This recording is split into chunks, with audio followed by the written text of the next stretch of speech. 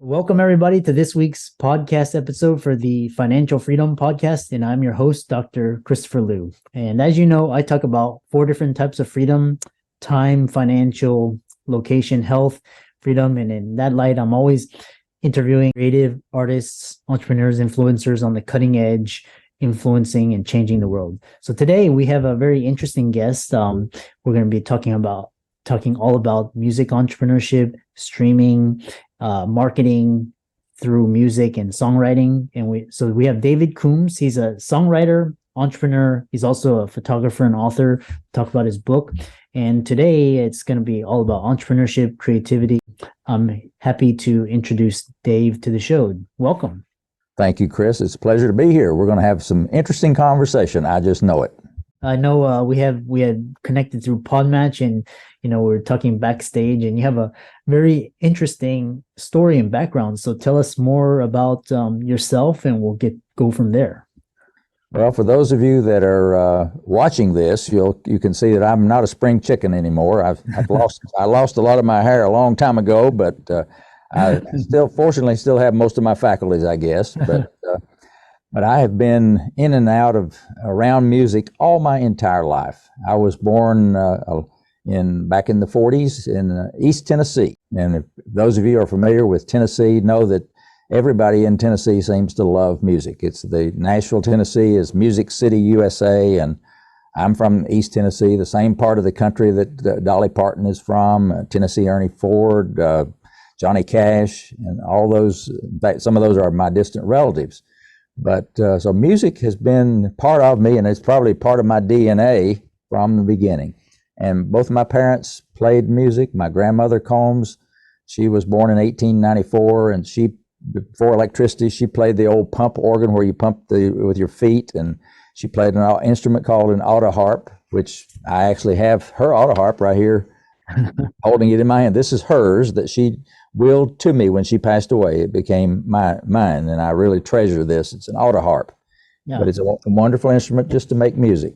So being around music through my entire childhood growing up, and in college, I was a math major, a physics minor. I'm a kind of a computer geek kind of person. I love computers and technology. So that was my business career was in technology as a computer programmer and so forth. But all through that whole time, I still have my music. As anybody that's a musician, part-time or whatever, you always fall back to your instrument, whether it's a guitar or a piano or a flute or violin, whatever you play. That's kind of your outlet for your creativity and your relaxation kind of thing. And I love to sit down at the piano when I would get home from work and just play something just to relax. And so that's been a big part of my life, my entire life. But in I sat down at my piano one evening, and I just started playing, and I played a song. It was a song that I did not know. I did not plan to write a song. I just sat down, and the music that I played turned out to be a song. And I really believe that it was a gift to me, that I just simply was the one that was the first one to ever play it. And that song was in a simple little song, simple little tune, but it had a beautiful sound to it. And a couple of days later, my wife came home from her job and said, "Dave, what's the name of this tune that I've got stuck in my head?" And she hummed a little bit of it. And I said, "Well, it doesn't have a name." She said, "What? You play it on the piano all the time?" I said, "Well, it's just something I made up. I just sat down and played it." Well, she got all excited and said, "Well, have you written it down?" I said, "Well, no, I've got it in my mind." And she said, No, if something happened to you, I would not be able to recreate that song. So she said, "Please write it down." So I did. And for those of you watching, this piece of paper that I'm holding up is what's now called a lead sheet, but it's just the melody and the chords of the song. It has no title. It's just some music. And this is, copyright David M. Combs, 1980. Well, that was writing it down. And then you think, well, okay, that was a pretty good start. That was the first song I'd ever written, by the way. I'd never written any, and I was 33 years old. And so a couple of years later, some friends of ours had a baby girl named Rachel. and they asked me and Linda to be Rachel's godparents. And of course, we accepted, and excuse me. And at her christening service, Linda and I were sitting there in the church with just the family and the minister. And up at the front of the church on the platform was a baby grand piano. And so at the end of the formal part of the service, I punched Linda and I said, "Hey, what do you think about me going up and playing that song that we've been trying to think of a name for and play it in honor of Rachel?" And she said, "That's a great idea." So I went up and asked the family if it'd be okay, and the minister, and they said, "Sure." So I walk over to the piano and I sit down and I play this song. And I get most of the way through it. I hear in the audience, I hear people clearing their throat and a few little sniffles here. And I notice that even I'm having some moisture coming out of my eyes. It's a very emotionally packed event in the first place. And this song just seemed to evoke all those emotions. And when I finished playing the music, I looked over at little Rachel in the arms of her mother, and I said, "Okay, from now on, this song will be called Rachel's Song in her honor." Yeah. And Chris, that's how it got its name. And that was the beginning of it's one of those seminal events in your life where everything after that, you can point back to that event and say, boy, that really got things going in the right direction. So Rachel's Song began with a name that day. And 3 years later, I was on a business trip. I was working putting in computer systems in factories and with AT&T, and I was traveling to Nashville, Tennessee. Fortunately, and I think this was probably providential that I was there, that Linda said, "Well, while you're in Nashville working, why don't you go and get a demo recording made of this song, Rachel's Song?" Okay, that sounds like a good idea. So one evening after work, I drive around Nashville, Tennessee, and I'm looking for a studio that might be open that I could approach somebody about doing that. Well, it was after, like 6 o'clock, and as we say down in the South, sometimes they used to roll up the sidewalks at 5:30 every day. So everybody went home. But that was not true in Nashville. Studios work around the clock. Well, I was driving around a part of town called Music Square. And it was like 2 or 3 square block areas that everything in there was music. It had the Country Music Hall of Fame, BMI headquarters, ASCAP headquarters, the RCA recording studio that you can tour and all that. Everything music right in that square. And I found out at the end of a street called Roy Acuff Place, there was a big building that had a barn-shaped roof, and out front was a water wheel that they had moved from some mill someplace in Tennessee. And the sign on the side of the building said, "The Music Mill." I said, "Well, that's clever." So I pulled in the parking lot. There was a car parked there. I looked in the glass door, and there was a man at a desk. So I said, "Okay, I found a live person here." So I went up to the door, knocked on the door, and he unlocked the door and opened it. And he says, "Hi, I'm George Clinton. Can I help you?" And I said, "Sure." Now, it's a different George Clinton than probably the name that came to your mind immediately. There's a lot of George Clintons, but this fellow was a recording engineer in Nashville, Tennessee. And so he invited me to come in, and I told him what I was looking for was a studio to record a demo of a song that I'd written.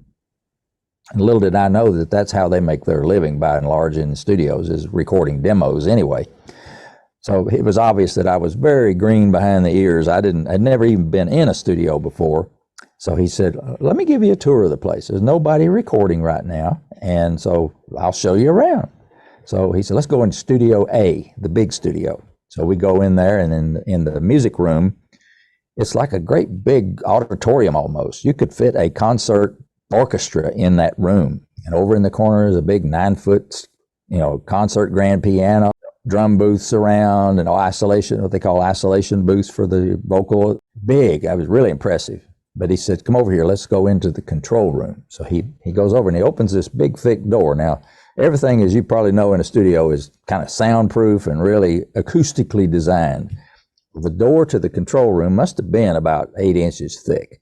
You open this big soundproof door and we go into the control room. First thing I see is a console. Now, Chris, I'm sure you've seen these recording studio consoles. They're impressive pieces of equipment. This thing was about 8 feet long. It had rows and rows of sliders and knobs and buttons and wires going here and there. It turned out it was like a 32-track console Well, I'd never seen anything like that. And I said, wow, I think you could launch a spaceship from in here, because they had the recording machines all around the walls, the big glass soundproof window where you could see the musicians was on each side, had a big monitor speakers where the engineer could hear what was going on, and really impressive. I said, George, how much does this place cost to rent?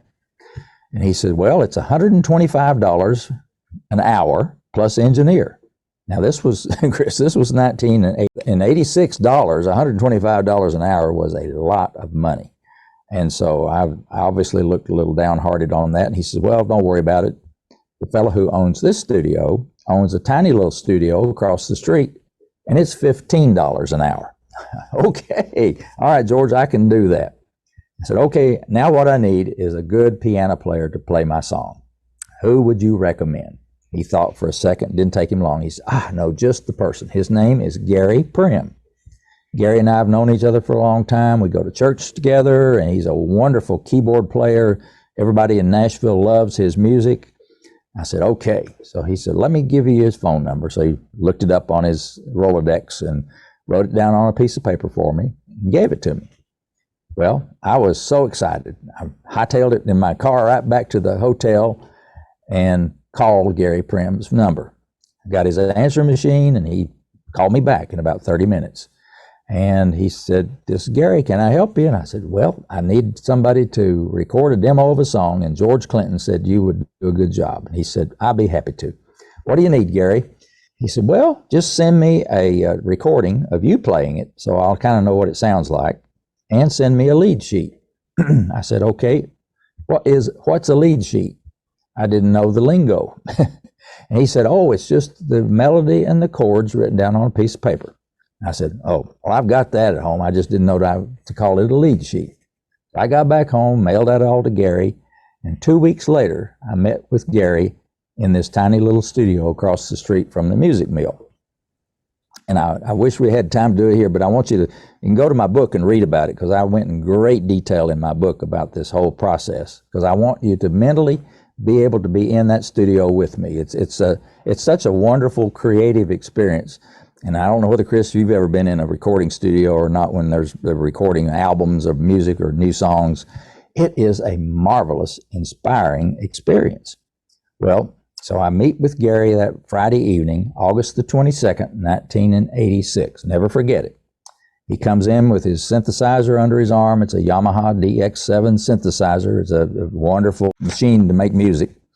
And he sets that up, and he sits down at this baby grand piano in this tiny little studio and starts playing my music. Now, Chris, I had never heard anybody create anything I'd ever written before but me. And so you can imagine the excitement that I felt with hearing him play my song in an arrangement that he had made up out of his head of how he thought it ought to sound like. It was marvelous, absolutely marvelous. So we start the recording process. He plays it through on the piano, and we get the piano part down. And if he'd have stopped right there, I'd have been happy, because it was so beautiful. But he says, no, I've got some ideas for this song. Let's put some other instrumentation with it. He said, I think it needs some strings, some high strings and some low strings to give it some bottom.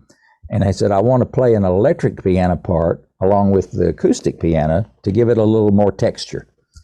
So he sits down, he puts his headset on so he can listen to the original recording of his piano part playing, and then he's playing along with himself basically on the keyboard. So he puts down the piano track. And I'm thinking, wow, this is incredible sounding. Okay, let's put some strings in there. Rewind it, put 2 more tracks on there for high strings. So he plays the high strings on his synthesizer, and then put the low strings in there. And then in the middle of the song, he wanted to give it a little bit extra punch. He said, let's put some horns right there in the middle of it. So we go into the middle of it, and he plays the horn part on the synthesizer. So all that put together is about, I think we used 8 tracks to make the recording. And he comes in the control room, we sit, and the engineer cues it all up and plays it all together. I am just absolutely, I'm sure my mouth was wide open the whole time, because I was blown away by what I was hearing. It sounded as good as any music I'd ever heard on the radio anywhere. And so I was just blown away. So that was my recording experience. And I hope you'll get my book and read that. There's more detail in the book about it. But it is such a wonderful experience, because now when you hear Rachel's song, and we'll tell you how to go listen to it a little bit later, but when you hear Rachel's song, what you're hearing is not a later recording of it. It is that original demo recording that I had made in that August of 1980. And now that I've described it, you can hear, well, here's where the electric piano comes in, and oh yeah, there's those horns Dave talked about, and here's the high strings and so forth. And so I want you to be able to close your eyes and just sit there in the studio with me and enjoy that wonderful creative experience. Leading up to that event was absolutely a wonderful trajectory of my life, and I had no idea what was going to happen next with that song, but we'll talk more about that. That was the beginning of something really, really great. Yeah, awesome. Yeah, this has been a fantastic. How do people find you and follow you? Check out your book, wonderful synopsis, and reach out to you on. I know you're very active on social media. Well, the main place is to go to my website. It's Combs Music, C-O-M-B, and I've made it a very simple, easy to navigate website. When you get to my homepage, you'll see on the left side, you'll see a copy of my book, or the cover of my book. And on the right side of the page, you'll see the cover of my CD, Rachel's Song. And underneath them will, of course, be links where if you want to purchase or explore those more fully on Amazon, you go to Amazon.com from that link, and you can get the book, you can get the tape or the CDs. But right in the middle of that homepage, Rachel's Song is such an important part of this story. I have decided to put it up there for free. You can click on a link that says Play Rachel's Song, and it will download for you an MP3 file, and you can play Rachel's Song. And it is the original demo recording I just talked about. Awesome. So go to Combs Music when you want to physically look and find my music. Now, if you're not near a computer and you just want to listen to things, most people do streaming these days. Well, if you're on Spotify or Apple Music or Amazon Music or iHeartRadio or Pandora, any of those, you just say, hey, you know who, play Rachel's Song by Gary Prim. You need to use Gary Prim's name because he's the artist. I'm the composer, but Gary Prim is the artist. So play Rachel's Song by Gary Prim. And just like that, you'll be listening to Rachel's Song, that same original recording. On every streaming media you can find out there. So just search for Rachel's Song and Gary Prim, the artist, or you can find a lot of things even with my name, Dave Combs. But it's very, very simple, easy to do, and I hope that all of your listeners will listen to that and many other of my songs. Yeah, and for all the listeners out there, be sure to check out David's resources, which will be including the links and show notes. Be sure to check out his book, follow him on social. He's on YouTube, all the major media channels, and check out his website. And with that, thanks so much for an inspiring story and coming on to the show. Well, thank you, Chris. It's been a pleasure, and maybe we can do some, if you get a lot of good feedback and people want to hear some more, we can do some more later. Sounds good. Thanks.